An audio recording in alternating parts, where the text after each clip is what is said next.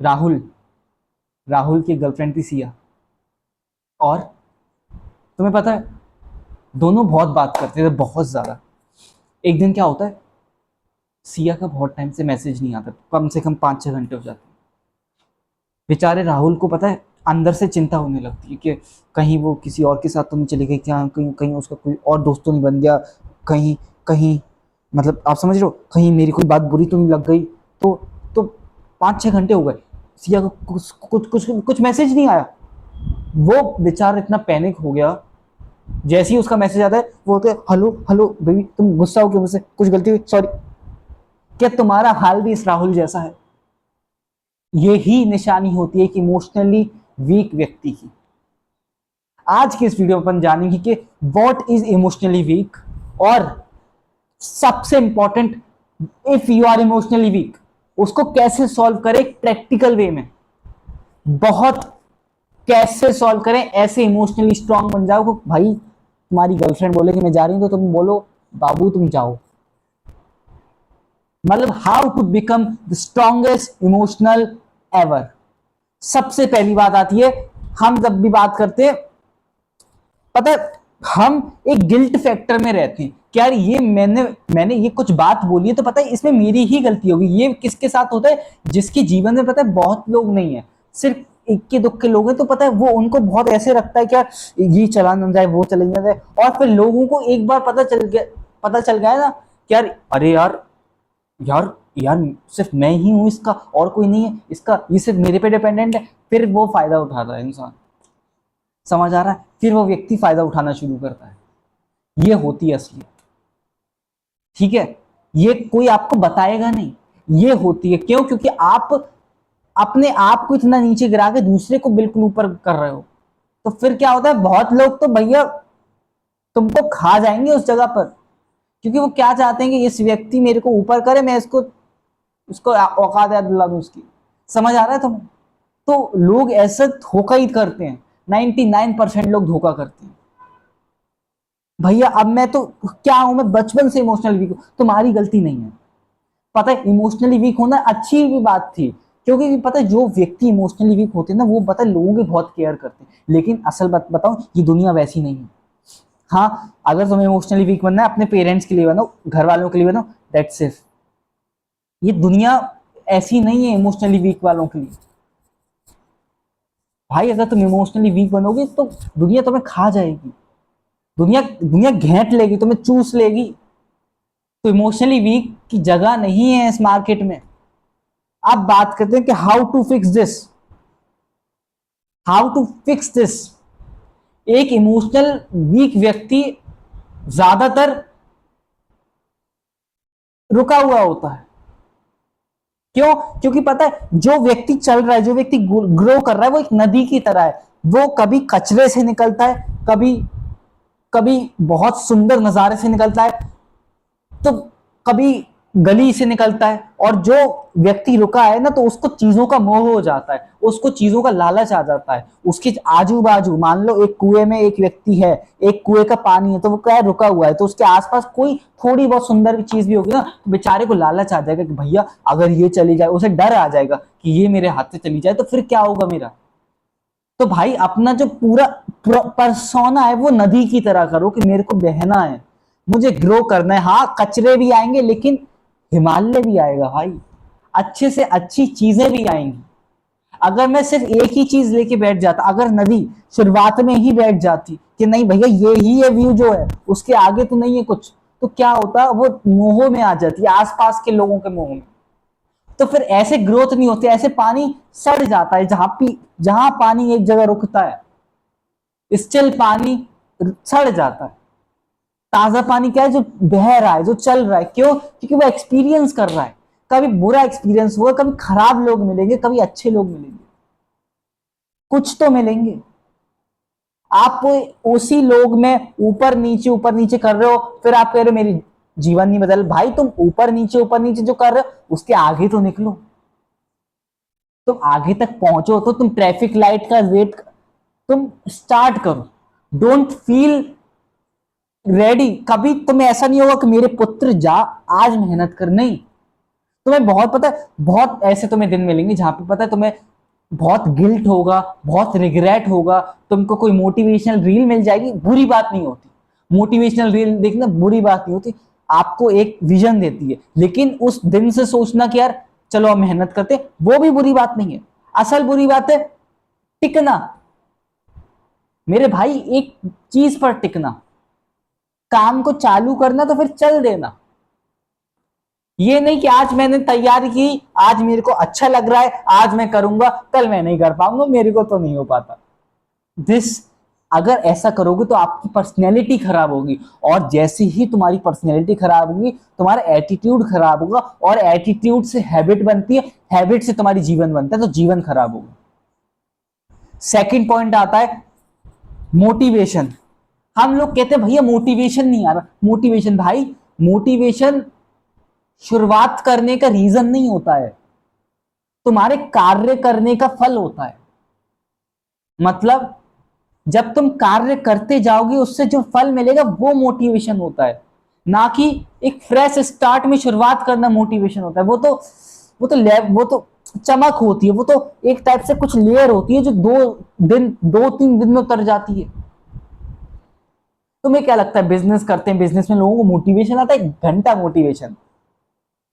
Business में जब customer नहीं मिलते ना, बैठे रहते हैं, कुछ पता है दिमाग की नहीं चलता। तुम कहते हो अरे मैं बिजनेस करूंगा, इतना करूंगा, वो दिमाग बंद हो जाता है। तो मोटिवेशन के पीछे मत भागो, सिंपल है, काम करना है उसको एम्बेरेस करो। क्यों? क्योंकि मोटिवेशन आता है, मोटिवेशन भी आता है, लेकिन मोटिवेशन एक्शन से आता है। एक्शन जब होगा तब मोटिवेशन आएगा, बहुत मोटिवेशन आएगा भैया, संपूर्ण मोटिवेशन आ जाएगा, पूरे साल भर का मोटिवेशन आ जाएगा। लेकिन जी ये जो 1-2 दिन का मोटिवेशन है ये खराब होता है, और अपन को लगता है कि यार पता है मेरा जीवन सुधरा नहीं है। जैसे बहुत लोग क्या कहते हैं, यार पता है मेरे जीवन में पता है जो भी दिक्कतें हैं ना वो इसलिए क्योंकि मेरी किस्मत खराब है। ठीक है, यहां पर हम पता है कोई भी बात करने नहीं आया अबाउट साइंटिफिक मिथोलॉजिकल, कुछ भी नहीं, कोई लड़ाई करने नहीं आया कि लक होता है लक नहीं होता, मेहनत, कुछ भी नहीं। सिंपल सी बात है, द प्रैक्टिस पैराडॉक्स। क्या आपने उस काम के अंदर 100 घंटे प्रोडक्टिव डाले हैं? 100 घंटे की भैया, मैंने तो 100 घंटे डाले, तो भाई तूने एहसान किया। मेरे भाई मेरी बहन, पता है मैं आपको बहुत डीप चीज बता रहा हूं, बहुत डीप है। लोगों को लगता है कि मैं प्रैक्टिस कर रहा हूं कर रहा हूं, तो एक लेवल पर ही प्रैक्टिस बंद हो जाएगी, वहां पर कहीं कहीं लिखा आएगा ultimate level achieved, master level achieved, ऐसा नहीं होगा। अपने एटीट्यूड को बदलो भाई। क्यों? क्योंकि आफ्टर रीचिंग अ लेवल आपको प्रैक्टिस भी करनी पड़ेगी, तब फिर भी प्रैक्टिस करनी पड़ेगी, एक लेवल को डिफाइन करके फिर प्रैक्टिस करनी पड़ेगी। ये ईगो मत लाओ कि मैं एक लेवल पर हूं, अब मैं क्यों करूं, मेरे को तो आता नहीं। लर्नर की तरह सोचो कि यार मुझे प्रैक्टिस करनी है, भले ही फिर मैं आज 1 रुपए भी नहीं कमा रहा हूं या फिर 1 करोड़ रुपए भी कमा रहा हूं। आप समझ रहे हो? क्योंकि जो व्यक्ति ने ग्रो करना बंद कर दी वो सड़ जाता है। जो आप इस चीज को बहुत डीपली समझो भाई, ये पॉइंट को लेकर रखो, प्रैक्टिस पैराडॉक्स। पता है लोग क्या सोचते हैं कि यार एक प्रैक्टिस का वो आता है 5 साल 6 साल, फिर तो मजे ही मजे, नहीं, तब भी काम करना पड़ेगा, तब भी इनफ प्रैक्टिस करनी पड़ेगी। बस फर्क इतना है तब आपका मेंटल स्टेट चूमेश्वरी लेवल पे जा चुका होगा कि सो कॉल्ड 2 कौड़ी की चीज तुम्हें हिला भी नहीं पाएगी। पॉइंट नंबर 3 आता है अटेंशन शिफ्टिंग, बहुत असरदार पॉइंट है।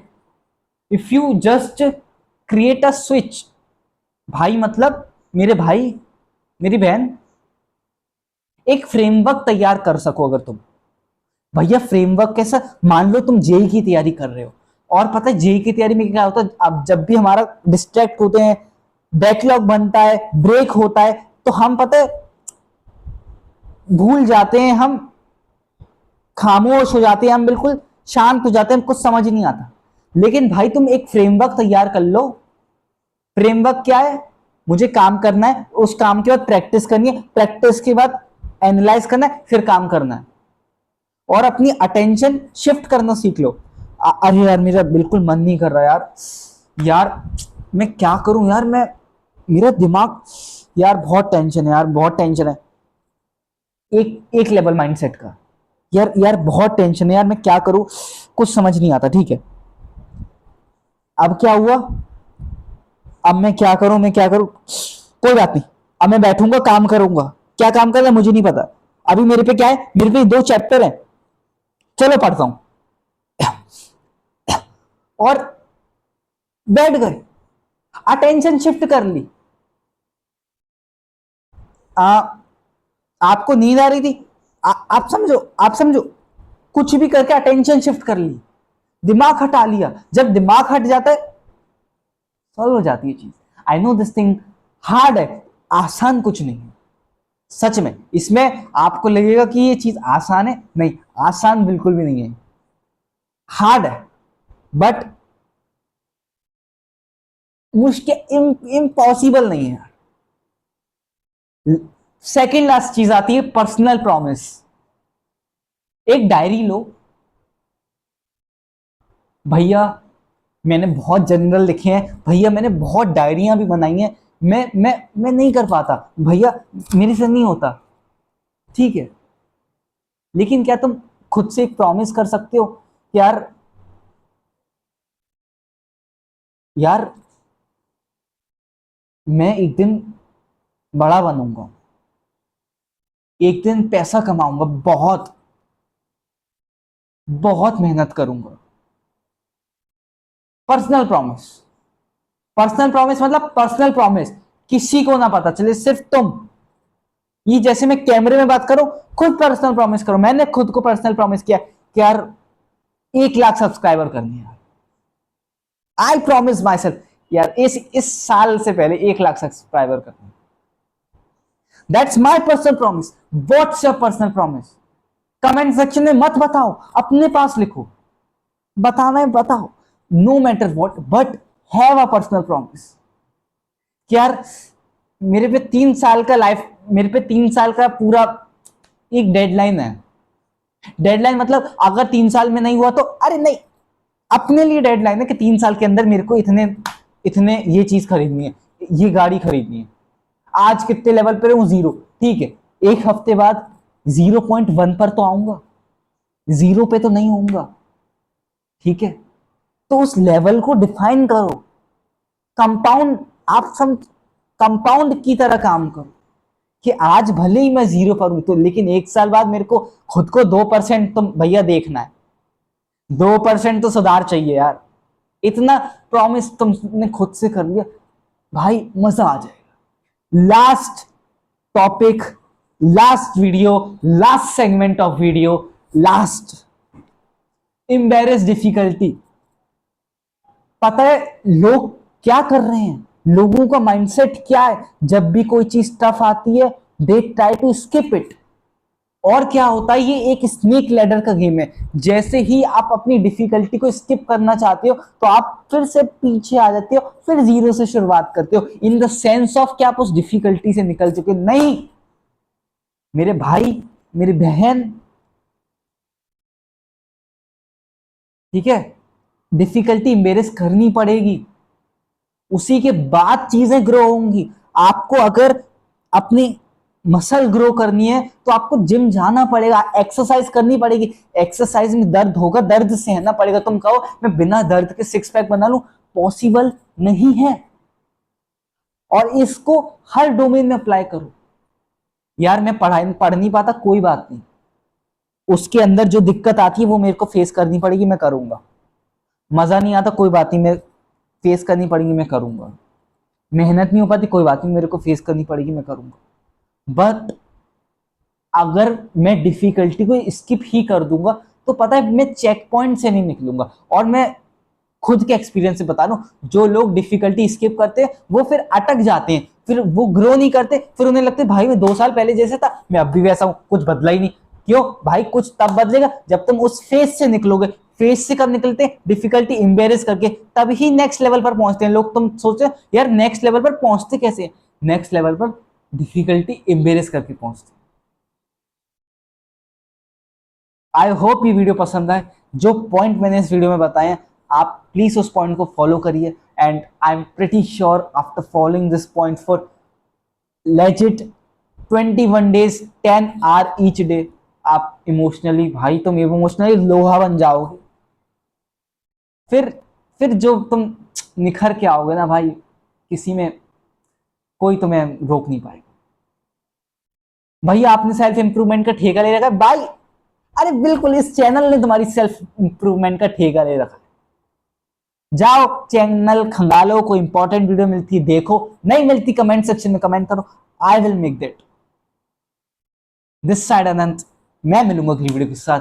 तब तक के लिए हंसते रहिए, खेलते रहिए, और एक डायरी में अपने गोल लिखो, मेहनत करो, उस गोल के पीछे भागो, गिरोगे रो लेना, फिर से मेहनत करना, फिर से चल देना। This side Anant signing off.